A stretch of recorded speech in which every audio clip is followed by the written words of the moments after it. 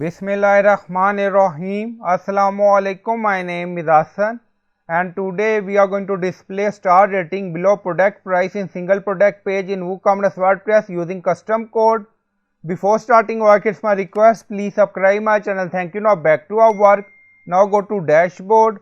On left side you see plugin, so click on add new plugin. Then in search plugin write WP code. So this is plugin WP code. Insert header and footer we will use. So you will install this plugin and activate it, and after activation on left side you see code snippet and then you see add snippet, so click on it and then you see add your custom code, so again click on it. Now create custom snippet section open, scroll down, you can add title and then you see code preview. On right side you see code type, drop down select PHP snippet. Now we are going to paste code and you will find this code in video description or in comment section. Scroll down, you see insert method, auto insert, location, run everywhere. On top you see inactive, now active, and then click on save snippet. Now snippet created and saved.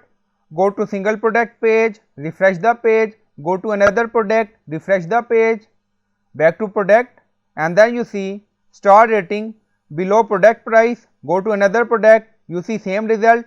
So I hope you like this video. Please like, comment, share, subscribe. Thank you for watching.